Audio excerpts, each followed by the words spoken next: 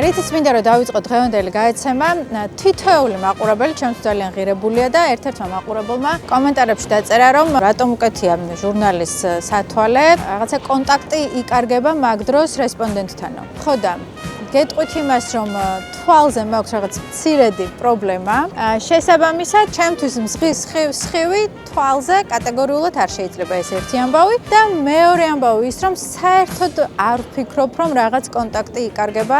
თავი არის ენერგეტიკული კავშირი, რაც ვფიქრობ, რომ ასე თუ ისე გამომდის და გამოგდის მე და ჩემს რესპონდენტებს. შესაბამისად, გონია, რომ ეს შაბლონები, რომლებსაც ჩვენ ვიგონებთ ადამიანები, თუნდაც პროფესიულ საქმიანობაში შაბლონებია. ასე რომ წავედით. და დღეს მემედაბაშიძის ქუჩა არის გადაკეტილი. დღეს მემედაბაშიძის ქუჩა გადაიკეტა სპეციალურად ჩვენთვის. ხო და დღეს ძალიან საინტერესო გადაცემა გვექნება და დავიწყებ შესავალს ასე, რომ სოფლიოს სამოდელო ასპარეზზე ბოლო წლებში განსაკუთრებით ძალიან აქტუალური გახდა 50-60 გადაშორებული მოდელები, რომლებიც პოდიუმზე გამოდიან ჭაღარა თმით, შარმით და საოცრად ახდენენ საკუთარი თავის პოზიციონერობას. ჩვენს ქვეყანაში სამწუხაროდ სამოდელო ბიზნესი, სამოდელო სფერო არ არის განვითარებული. მოდი შევთანხმდეთ. ყოველ შემთხვევაში ამ ეტაპზე ასეა და მე დიდი იმედი მაქვს, რომ ქვეყანაში, რომელშიც ძალიან ბევრი უნიჭერესი დიზაინერი ცხოვრობს და ზოგადად ძალიან გემოვნებიანი ხალხი ვართ.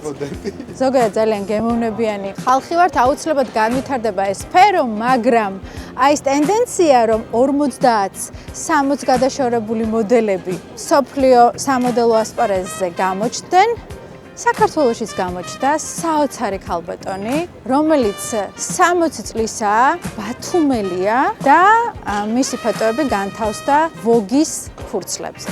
და დღეს ეს ქალბატონი იქნება ჩემი გადაცემის სტუმარი, ესე ჩაგვიქროლა ეხლა და მთელი ქუჩა წაიღოს. ელენე ჭანიშვილი, ბათუმელი, დღეს მე გაგაცნობთ მას. ნახოთ მე მოვედი. ელენე, დაგინახეთ, რომ ჩაგვიარა და უკან დაბრუნდით.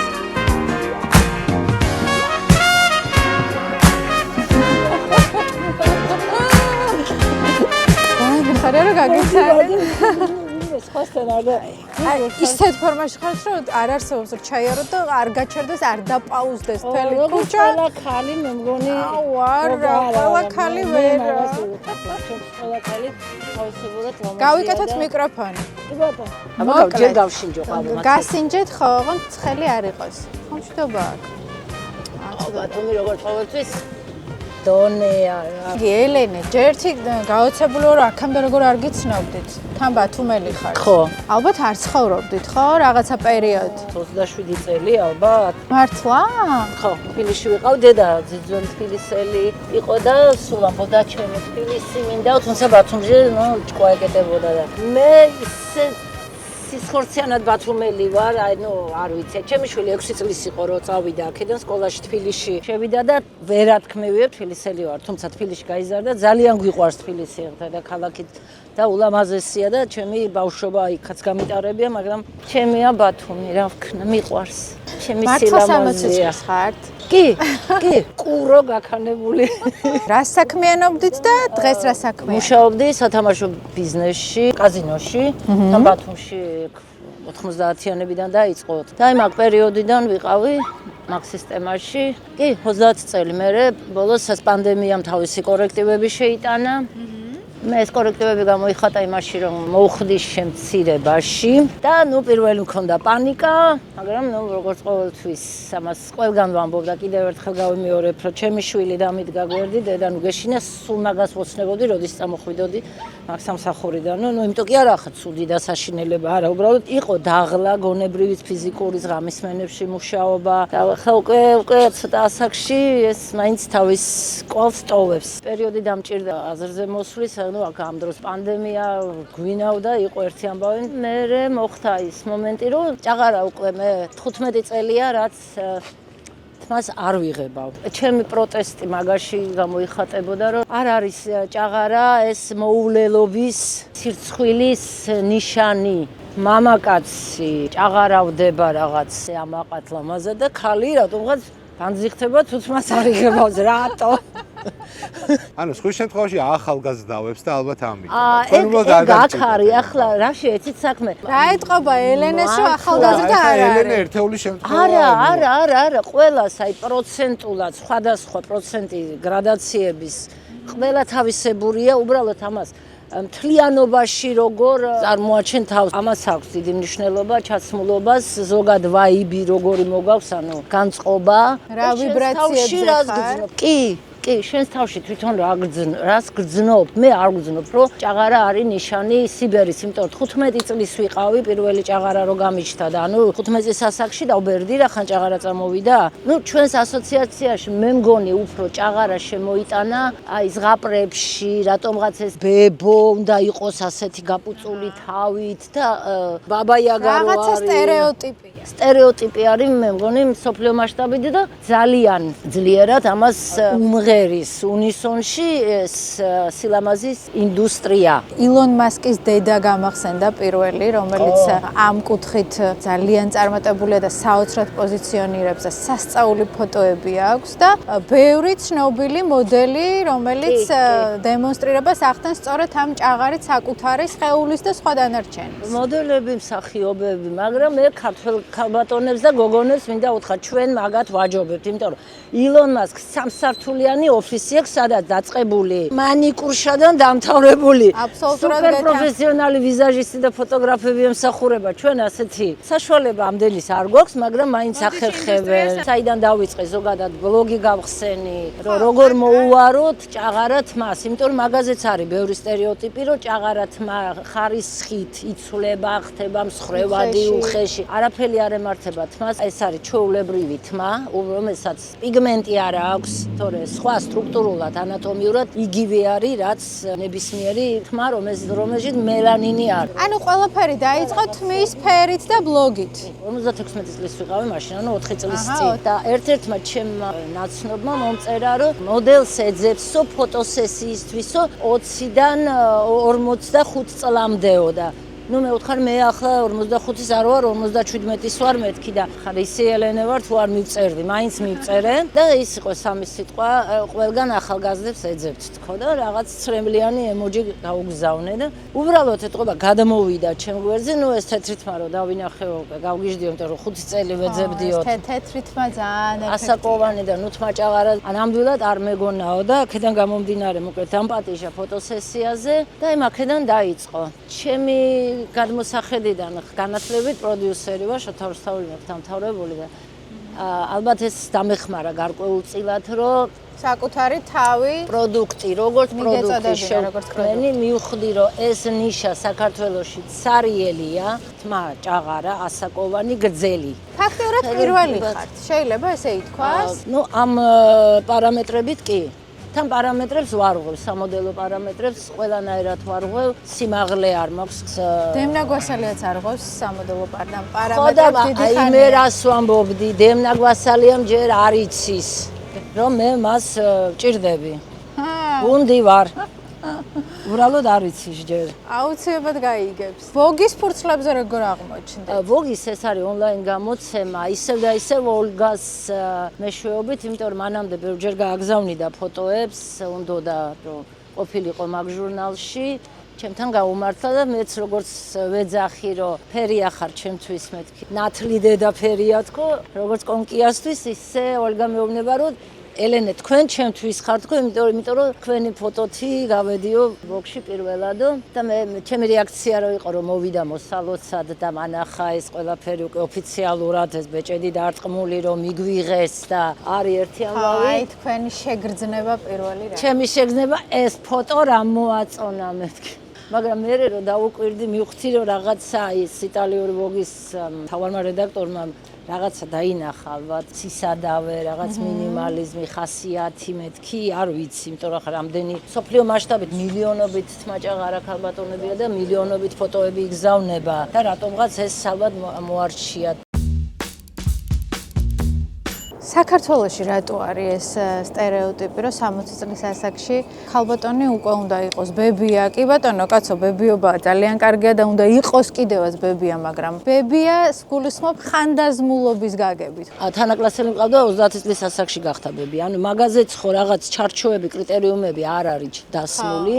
მაგრამ იყო ბებია არ ნიშნავს რომ დაგხურო ყველა კარები, აღარსად არ გაიხედო, არ იფიქრო შენ შინაგან კომფორტზე და შინაგან თავისუფლებაზე, მაგრამ ყველა სხვადასხვა გვინდა. მე ვთვლი რომ მაგაშიც ძალიან დიდი ბედნიერებაა, როცა ოჯახი, შვილები, შვილიშვილები. არა, აქ მე გულისხმობ იმას, რომ 60 წლის ასაკში შესაძლებელია ქალი ფიქრობდეს და იყოს იმ განწყობაზე, რომ ყველაფერი ეხლა იწყება. თქვენ შემთხვევაში ხო ასეა? ჩემ შემთხვევაში რადიკალურად სხვანაირად დაიწყო ის კარები გამეხსნა, რაზეც არასდროს არ მიფიქრია მოდელინგზე, საერთოდ არ მიფიქრია არასდროს, თუნდაც ელემენტარული სიმაღლიდან გამომდინარე, ყოველთვის ვთვლი რომ მოდელი უნდა იყოს აუცილებლად მაღალი. თუმცა დღეს რო უყურებ, მაინც შინაგანი ქარიზმა ალბათ უნდა გქონდეს ქალს, შინაგანი თავისუფლება პირველ რიგში. მე რო იმაზე მიფიქრა. როდის მიაღწევთ მაგ შინაგან თავისუფლებას? ამას ხო რაღაცა გზის გავლა უნდა.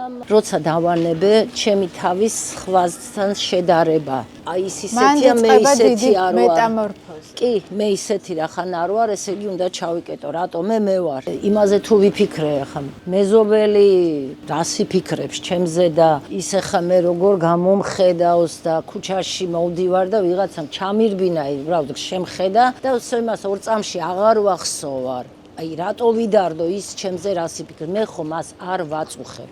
თუნდაც იმით რომ თმას არ ვიღებავ. სამსახურში ყოფილა შემთხვევა, ქალბატონი დადიოდა გასართობა, თამაშობდა, ასე მოვიდა თმაზე, ხინოდი, რატო არ იღებავ? სხვის პირად სივრცეში შეჭრა რა საშინელებაა რა. საშინელება კი ნამდვილად, იმიტომ რომ არავის არ ეხება მე თმა შევიღებავ თუ მე ასე ჩავიცმევ თუ რას მე არავის ხელს არ უშლი, მე პროვოკატორი არა ვარ, რომ ადამიანი ცუდისკენ პროვოცირება გაუკეთო ფიზიკურად. სხვანაირად ჩემი პრობლემა არ არის ეგ.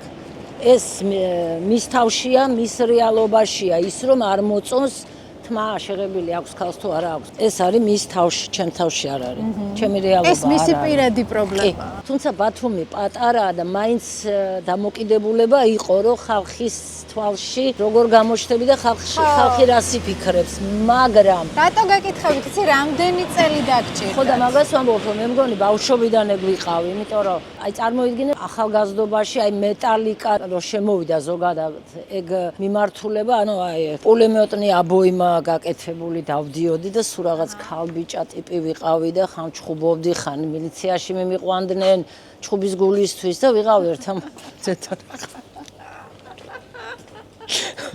ბავშვობიდან იბრძვის თავისუფლებას. ეგ უკვე იყო მე მგონი გამოვლინება, იმიტომ რომ ახლა როცა ნათლია ჩემი ამბეუბნებოდა დედიკოს კი ხვეწები ჭადის გამოცხობა ასწავლე თორე და ახლა შეხედე ბიჭი მგონია რომ ამ ყველაფერზე უკვე ესე ამაყაცა თავისუფლად საჯაროდ. ასაკმა მომცა მაგის საშუალება და მაგის ნებართვა. უკვე ამას საკში შვილი გაზრდილია, ქალბატონებს შვილები გაზრდილი. ჯერ არ მყავს შვილიშვილი, მაგრამ სიამოვნები და დიდი სიხარული დავეხმარები ჩემ შვილს. მაგრამ უკვე ამ შინაგან თავისუფლებას, რასაც ქვია, რომ ჩემ თავს ვეკუთვნი, ეს მგონია ზუსტად ამ ასაკმა მომიტანა. ეს ახალგაზრდული ვნებათა ღელვარო არის. ეს ვნებები, აფეთქებები და ასე შემდეგ. რა საკში მთავრდება? უკარგესი კითხვა და მე მგონი ურთულესი, იმიტომ რომ ჩემთვის ეს იმდენად ინდივიდუალური მომენტია. სადღაც მთავრდება თუ შეიძლება ბოლომდე გაგრძელდეს? პიროვნულ განვითარებაზეა, რაც უფრო განვითარებული ხარ, მით უფრო არაა? თუ არა, იცი? შინაგანია ეს ვნებათა ღელვა, სიყვარული, თუნდაც რაღაც ლტოლვა და მე ვთვლი რომ ამას ყველაფერს თავისი ბიოქიმიური ფუნდამენტიც აქვს და პლუს კიდე ადამიანის ბუნებიდან გამომდინარე, იმიტომ რომ შეიძლება ალბათ ყვარული ნებისმიერ ასაკში მოვიდეს, მაგრამ რა ფორმით მოვა? პუშკინის ლექსი რო არის любви все возрасты покорные, ამას რო ამბობენ, ეს არის კონტექსტიდან ამოგლეჯილი, იმიტომ რომ მერე რა არის ამ ლექსში, ყველა აღარავის არ ახსოვს. და აი ზუსტად მერე მოდის ის რა გააჩნია რას გულისხმობ ამ любовში. და ამიტომ ჩვენ ყველას თავისი შეხედულება გვაქვს, თავისი აი, მაშინ შინაგანი სიყვარული რა თავდაჯერება. არის?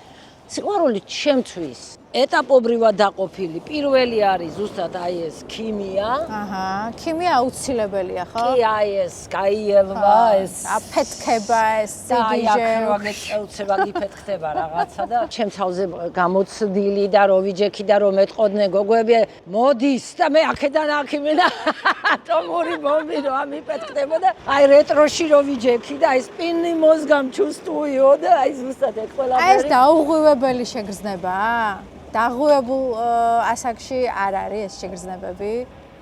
მაგრამ სხვანაირი ტრანსფორმირებული ხდება მე მგონი. იმიტომ რომ ჩემთვის იმიტომ რატო გეკითხავით იცი? აი ჩვენ ამ გადაცემაში ზოგადად საუბრობთ, კონკრეტულად თქვენზე ან ჩემზე არაა საუბარი. ხო არის ხოლმე რომ აი ქალი, ან თუნდაც მამაკაცი მუდმივად ამ შეგრძნებების ძიებაშია და მე რო აღარ არის ეს შეგრძნება, უკვე ამ შეგრძნებებზე მიჯაჭვული რჩება. და მერე იწყება ნგრევა. და სწორედ ეგ არის მიზეზი ურთიერთობების ნგრევის, რომ აი ამ შეგრძნებებს აი მიჯაჭვული რაზია კონკრეტულად? შეგრძნებებზე, ამ რა არის ეს აფეთქებებზე. შეგრძნება? არ ვიცი, რაღაცა ესე იგი იყო ვიღაცისთვის სასურველი? მან მე უფრო ვხედავ რაღაცა გარკვეულწილად ეგოს გამოვლინებას. ეს ხო ბიოლოგიური პროცესიც ხო ორგანიზმში. კი და აი ვისში რამდენად იგივე ტესტოსტერონი ვისში რამდენად გამოიმუშავება რომელასაკამდე და როგორ იქნება ამას ჩემთვის აი მხოლოდ ფიზიოლოგიური გამოვლინება არის. ადამიანი რომელსაც შეუძლია უყვარდეს ყოველთვის რაღაცა პატივისცემით იქნება ალბათ საპირისპირო სქესთან, არ ვიცი, შეიძლება ესეც რაღაც თავისებურად ასე მუშაობდეს. ნამდვილი სიყვარული ეგეთია, კი არა, ებრძვი. თვითონ გებძვის. ანუ ოჯახი ჯახირიაო, რატოა ოჯახი ჯახირი გამაგებიეთ? რატო ოჯახმა უნდა მოიტანოს ბედნიერება? სიყვარული უნდა მოიტანოს სიყვარულმა ურთიერთ დამოკიდებულებამ. ტანჯვა არ მინდა ტანჯვა.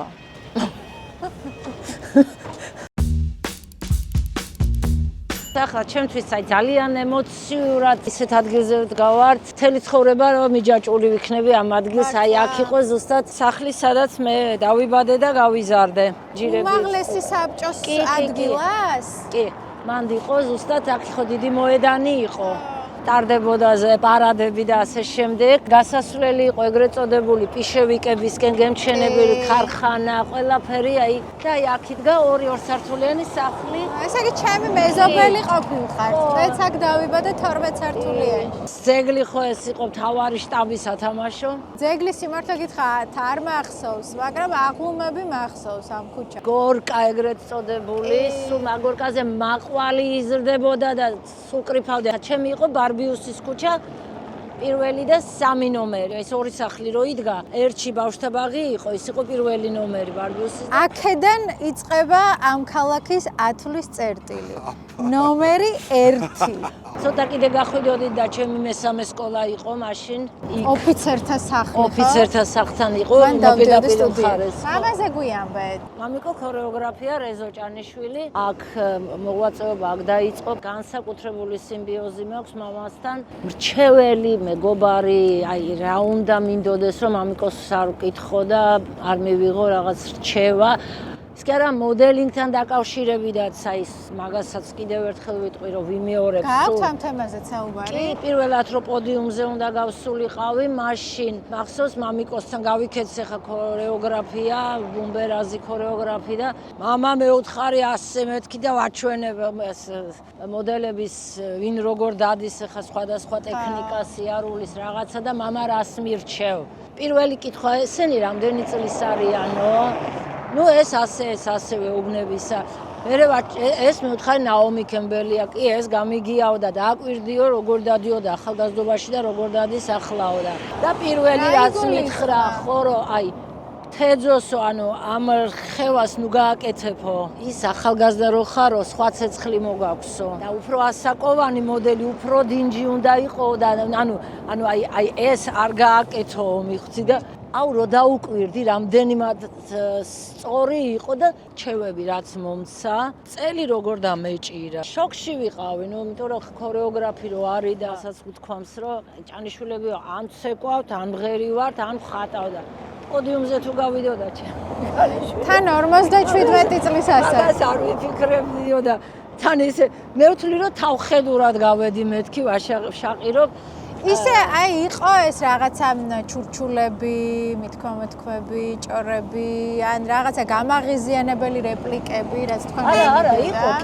კი, და სხვათა შორის ეს არც ისეთი იშვიათი მომენტია, მაგრამ ამას ნამდვილად არ მივცემ უფლებას, არც მივეცი, არც მივცემ და არც სამომავლოდ არ დავუშვებ იმას, რომ ამან მე გამაჩეროს რაღაცა. რა თქმა უნდა. იმაში, რაც მე ვთვლი, რომ შემიძლია გავაკეთო, რატო, ხა ვისაც რაც უნდა ილაპარაკოს. რა მომენტები იყო? საჯექ სახში მართლა 80 წლის ბებოს გავხარ, რა გინდა პოდიუმზე, შვილიშვილების მოუარე.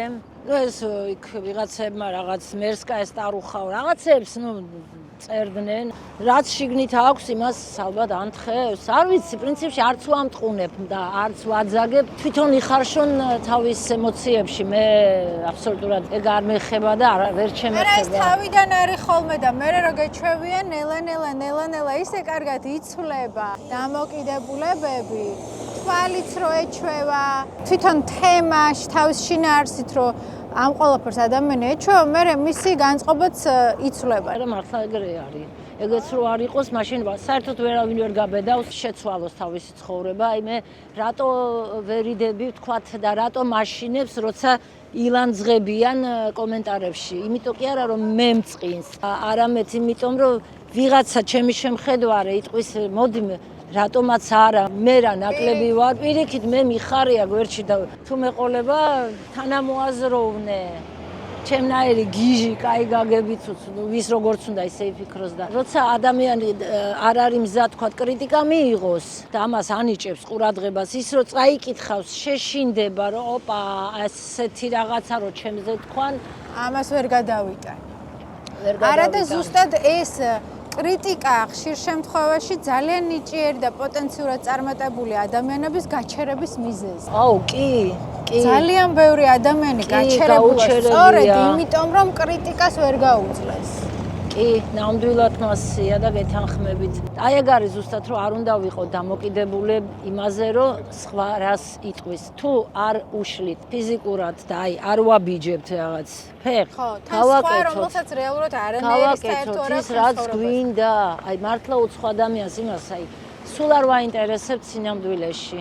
აი რა არის ყველაზე მნიშვნელოვანი უნარი რაც ქალმა უნდა გამოიყენოს. მე ვთვლი სულიერი სიმშვიდე, იმიტომ რომ არაფერი ისე არ ანგრევს ქალს, როგორც დარდი. აი ამ სიმშვიდის მოპოვებას იმდენი ბარიერის გადალახვა, იმდენი ცხოვრებისეული გამოცდილების, დაოცემის, ადგომის გავლა სჭირდება, რომ ბოლოს მიაღწიოს ამ შინაგან სიმშვიდეს. ესე მარტივად ხო არ მოდის. მე მგონი ამას პატარაობიდანვე უნდა ვასწავლიდეთ, მით უმეტეს გოგონებს. ხალი მაინც უფრო მე ვთვლი ნაზიარსებაა, სულიერად, იმიტომ რომ სულ სხვა მისია გვაკისრია. მე მგონი ჩვენ ერთმანეთის დაბალანსება უნდა ვისწავლოთ. ერთმანეთის ხელის შეწყობა, მიმღებლობა იმის, რომ ადამიანი ასეთია, ისწავლე, მიიღო.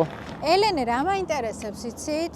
ოდესმე ეგ მომენტები თუ გქონიათ, რომ აი მე მგონი ვბერდები, მე მგონი ნაოჭი ჩნდება, მე მგონი ვჭაღარავდები, მე მგონი ასაკი დამეტყობა.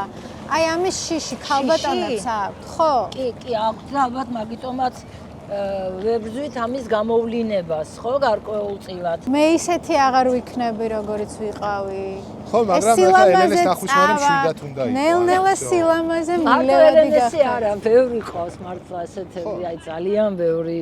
და მე ეგ მახარებს ზუსტად, რომ ჩემთვის გამოვლინება ნაოჭში არ არის ასაკის, ეგ არის ჩამქრალი თვალები, ეგ არის რაღაცა ინტერესი, თქვენ მარტივი სიტყვით დაკარგო, ხო, რაღაცნაირად რა მნიშვნელობა აქვს ახლა მე როგორ ვიქნები დამთავრდა. მეტი აღარაფერი არ მაინტერესებს, არაფერიც არ მთავრდება. წარსული წავიდა. იქედან კარგი გადმოვიტანოთ. ხვალ რა იქნება არ ვიცით და მოდით კარგის მოლოდინში ვიყოთ მაშინ. ნაოჭი გამიჩნდა რაღაცა, ეს როცა რაღაცას ვერ შევცვლი, მაგაზე აი მართლა ვისწავლე, არ ვინერვიულო. პირადი კომფორტია, ვისაც მოწონს, კი ბატონო, თმებით შეიღებონ, დაიპრანჭონ ისე როგორც მათ უნდა და მათ ესმით. რატო ჩდება ეგ შიში, როგორ ფიქრობთ? რომ საზოგადოებისთვის აღარ ვიქნები საინტერესო?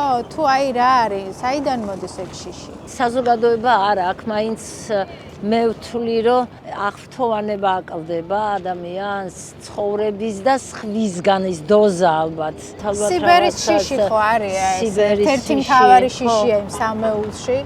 ბევრი რაღაცა არის, მაგას ხო ბევრი რაღაცა მოყვება ასაკთან ერთად. ამიტომ მაგ დროს ვისწავლოთ მიმღებლობა და შვიდად მივიღოთ ის, რასაც ვერ შევცვლით. მე მგონი ეს არის ყველაზე მნიშვნელოვანი ამის სწავლება და არ ვიცი რატო უნდა პანიკაში ჩავარდე რაღაცაში დაგემართოს, ამით მხოლოდ დღევანდელ დღეს დაიმახინჯებ. მეც ვერაფერს ვერ გააკეთებ, იმიტომ რომ ისე და ისე ვერ ვცვლით ვერაფერს. მაშინ შინაგანი ახალგაზრდობა როგორ უნდა შევინარჩუნოთ? აი რაც თქვენში არის რა. რა უხარია ბავშვს? მოდიხართ და მოგაქვთ ქუჩა. ყველაფერი ლამაზია, აი დაინახოს, აი დაინახოთ უნდაც ის რომ ახლა ლამაზად კვალსტოვებს ის თვითფრინავი და რაღაც კომეტას გავს. რაღაც აი ეს პატარ-პატარა სილამაზე და სიხარულები დავინახოთ. ბავშვს ხო უხარია ყველაფერი, აი ზღაპარივით უყურებს ცხოვრებას.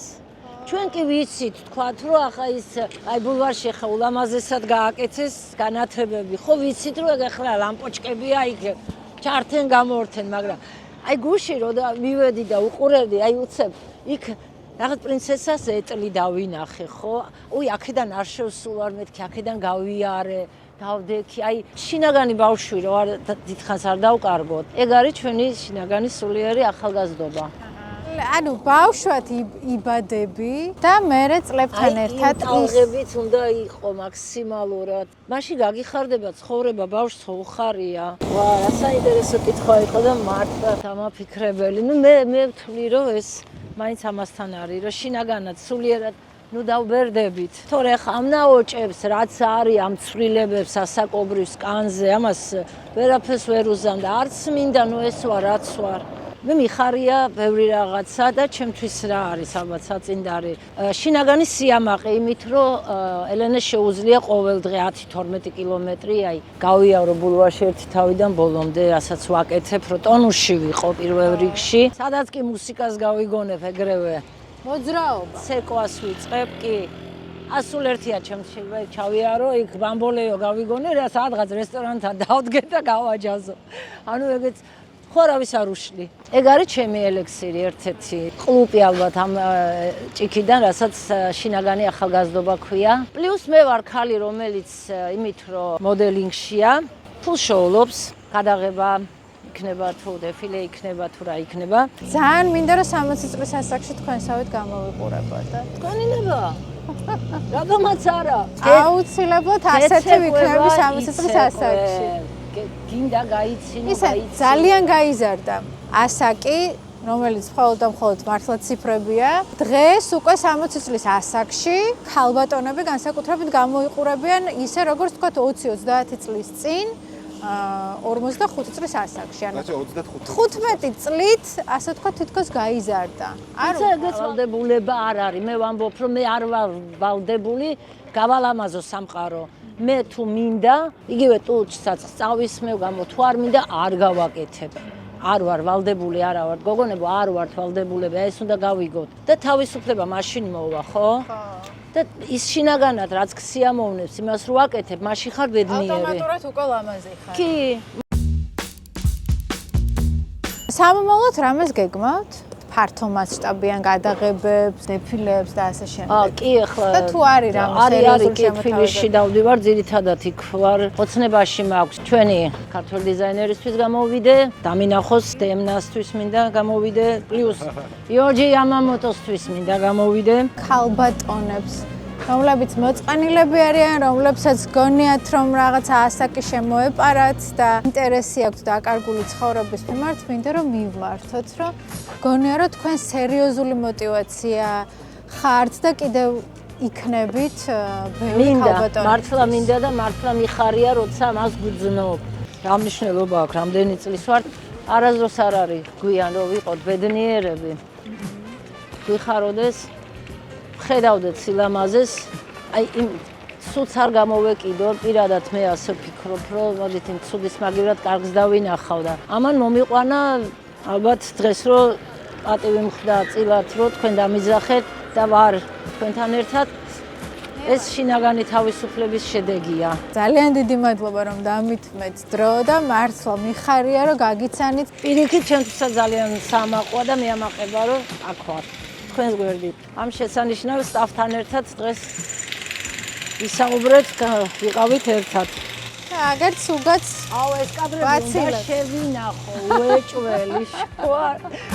დაგითმოთ.